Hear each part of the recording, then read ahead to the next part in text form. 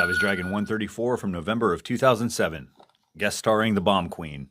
That's this lady here with her knockers hanging out, firing an arm cannon at the dragon. She's the latest Image character to cross over into Savage Dragon, created by Jimmy Robinson for the titular Bomb Queen series. Let's check this one out. Starting with the credits, lovingly handcrafted using only the finest natural ingredients by Eric Larson, lettered by John Workman, and Josh Eckhorn knows how to play darts in his crazy bum state. All right, let's check out this recap here. Previously, in Savage Dragon, Mr. Glum took over the world and things really went to pot. Dragon destroyed his God Gun, however, and Glum was taken down in short order. Fleeing to Dimension X, destroying the God Gun revived the quasi-superhero Solar Man, who's cleaning up much of the mess Glum left behind, and mercilessly killing anybody he feels isn't worth a fiddler's fart. Dragon has gone searching for his wife.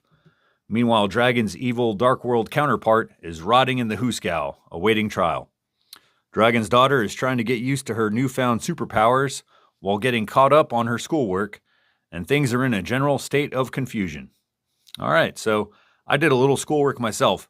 I had to look up the etymology of the word Hooskow, which means jail or prison, but it comes from English speakers in the 1800s mispronouncing the Spanish word juzgado, which on Espanol is like a panel of judges or a Mexican courthouse that also had a jail cell.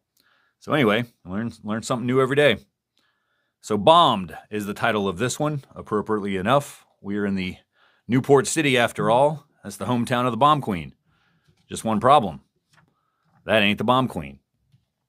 This is the Deadly Duo. But no, not that Deadly Duo. So this lady with the torpedo tits, she's got bad luck picking her name because we last saw her in issue 130 in this backup feature where she fought the Deadly Duo for the rights to their team name. But anyway, looks like she's made another poor decision here. Also, Dragon with the skinny arm. If you remember it, the arm almost got vaporized last issue. So I guess he's still recovering from that injury there. Anyways, he walks into this bank robbery. Casualties everywhere caused by the Bomb Queen. And I'll actually call her War Chest, which is how she's listed on the wiki. So Dragon asks War Chest here to think about all the damage and pain she has caused, all just to make some cash, trying to appeal to her humanity. Dragon causes a solitary tear to roll down her cheek. And just as she's about to turn herself into police custody, the real Bomb Queen shows up. And she's pissed that someone has stolen her name. So she busts in through the window and just starts raising hell. Dragon intervenes, puts her on her ass. But War Chest fires a missile into the fray.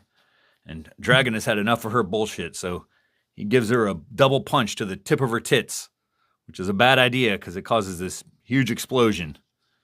And we'll get back to the action momentarily after we take a peek at the goings-on back home in Chicago.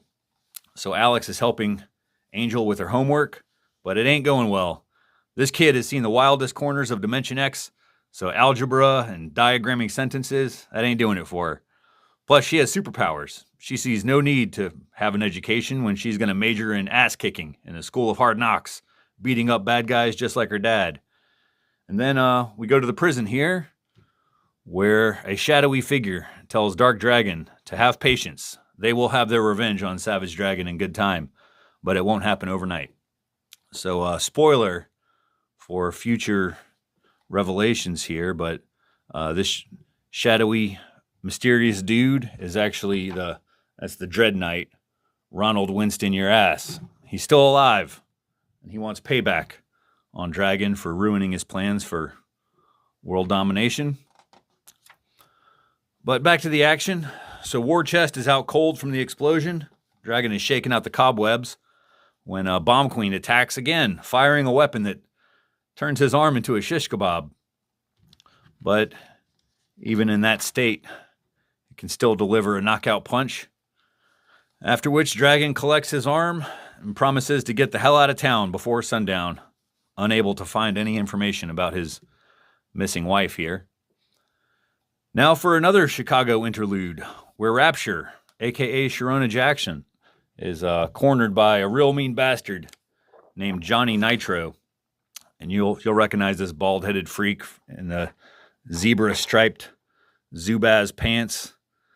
He goes all the way back to issue 1, a victim of Dragon's fire-breathing trick. Anyway, I'm giving context for this guy as a eulogy, really, because one panel later, Johnny Nitro is vaporized by Solar Man. And Rapture is grateful for the rescue, but it gets dark pretty quick because Solar Man mentions the name, Brian Lewis Leroy Walker. So apparently Solar Man has a list of like every crime committed by everyone. He's like Santa Claus. He sees you when you're sleeping, knows when you're awake. He knows if you killed a pimp in a back alley hellscape. Oop, it's upside down. So yeah, back in issue 4, Rapture killed her former pimp.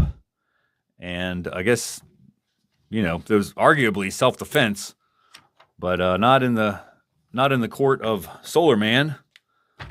Man, she doesn't even know what's coming. He just kind of crushes her head like a grape. Just pretty brutal. So, reporter Sam Hayes, he's been running hit pieces on the Dragon for a hot minute now, but he's decided he's had enough. And his bosses wanted to run some more dirty stories about the Dragon and some fluff pieces about Solar Man, just pure propaganda. And Sam knows that Solar Man is a ruthless killer, so he quits his job. It's pretty admirable. Much like Dragon's search for his missing wife, he calls Alex, lets her know that this has been a complete waste of time. Alex questions how well Dragon even knows this woman that he married. You know, she's likely dead or doesn't want to be found. And then she lays out some sound logic about Dragon's naivete here. And it seems like he hears the criticism. So, to be continued. On to Fanatics. Larson has a few projects to mention up top here, including Pop Gun. This is a graphic mixtape over 460 pages, an indie comics anthology. Looks pretty cool. And Larson has an editorial in a couple pages kind of further plugging this book. And this advertisement here is by Paul Pope, which I like him a lot. Anyways, Larson has a contribution in there, as well as the Next Issue project. And this is where they find cool, obscure comics from the Golden Age in public domain. And they do the next issue of that series, featuring some of the work of the best modern creators. Sounds pretty ambitious, and only a few issues came out, I believe. Larson reprinted the Samson story in issue 175 here.